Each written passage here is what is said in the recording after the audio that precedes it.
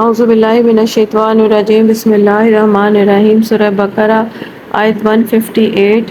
Inna as-safa wal marwata min sha'irillahi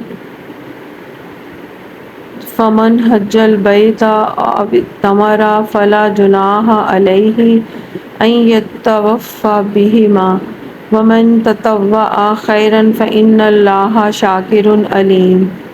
English translation of this verse: Indeed, Safa and Marwa are among the symbols of Allah, so whenever makes Hajj to the house or performs Umrah,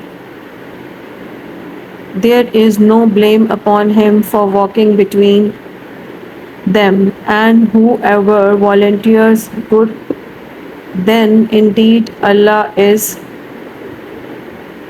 appreciative and knowing. Word to word translation of this verse: Inna, indeed, as-safa, safa, wal marwata, and marwa, min, from, sha'ira, symbols, Allahu, of Allah, famin, so whoever, hajja, makes Hajj, al-baita, to the house, Kaaba, or amara, perform Umrah, fala, there is no, junaha, blame, alayhi, upon him, inna, that, yatawaffa, he walks, bihima, between them, wamin, and whoever,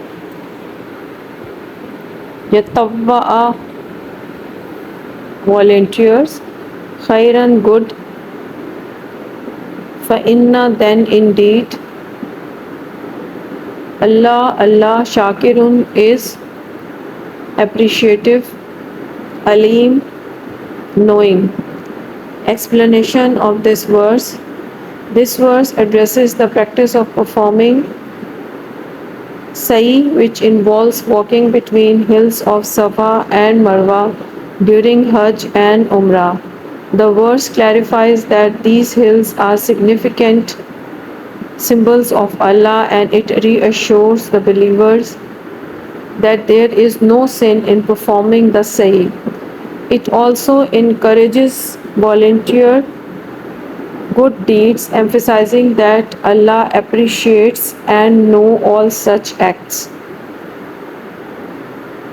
Reason for the revelations of this verse: the verse was revealed to resolve confusion and provide clarification regarding the practice of sa'i between Safa and Marwa.